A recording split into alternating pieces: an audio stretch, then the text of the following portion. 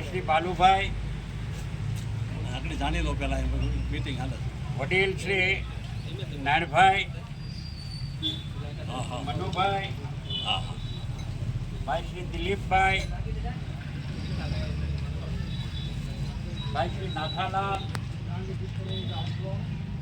ઉપસ્થિત ગામના તમામ મુરબ્બીઓ, યુવાન મિત્રો, ભાઈ શ્રી દિગેશભાઈ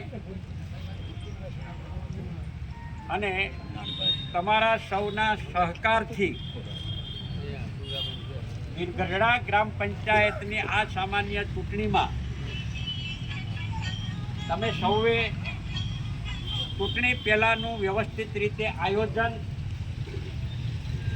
ગોઠવણ અને વોર્ડ વાઇઝ વ્યવસ્થિત રીતે ઉમેદવારોની પસંદગી કરીને 8 સભ્યોને સરપંચ ચૂંટણી તમે લડ્યા, જોમ જુસ્સાથી લડ્યા, આક્રમકતાથી લડ્યા, ચૂંટણીની વ્યૂહરચના ગોઠવીને ચૂંટણી લડ્યા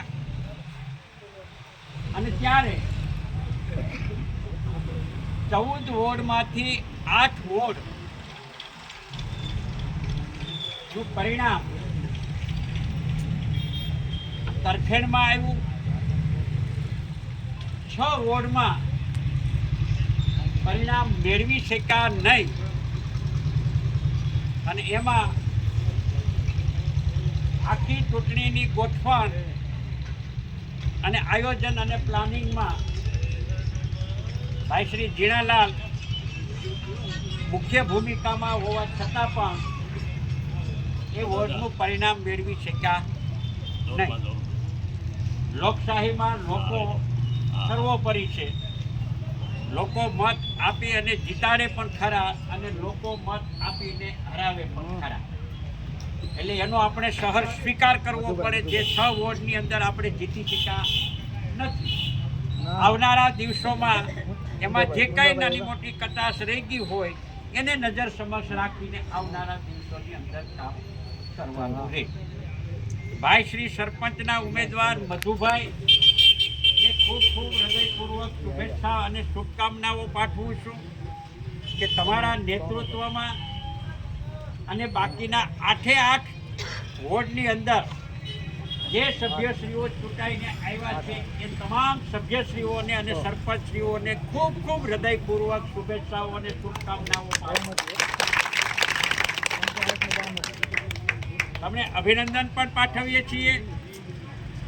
ગીરગઢડા ગામના લોકોએ, મતદાર ભાઈ બહેનોએ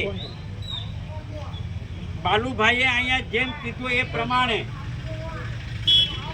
કે 30-35 વર્ષ પહેલા લાખાભાઈ રાણા ગ્રામ પંચાયતના સરપંચ તરીકે જવાબદારી સંભાળતા હતા.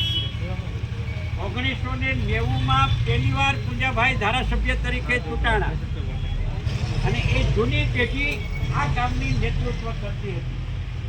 અને લાખાભાઈ રાણા ગયા પછીની જેટલી કાંઈ પણ ચૂંટણીઓ આવી છે એ તમામ ચૂંટણીઓની અંદર ગઢડા ગામના મતદારોએ હંમેશને માટે એક તરફી કાયમી માટે મતદાન કરીને બીજેપીની એટલે કે ભાજપની વિચારધારા સાથે સંકળાયેલા લોકો જે છે એમનો વહીવટ છેલ્લા 30-32 વર્ષથી કરતા આવ્યા છે. અને 35 વર્ષ પછી ગીરગઢડા ગામને આ ગ્રામ પંચાયતની ચૂંટણીમાં આ નવયુવાનની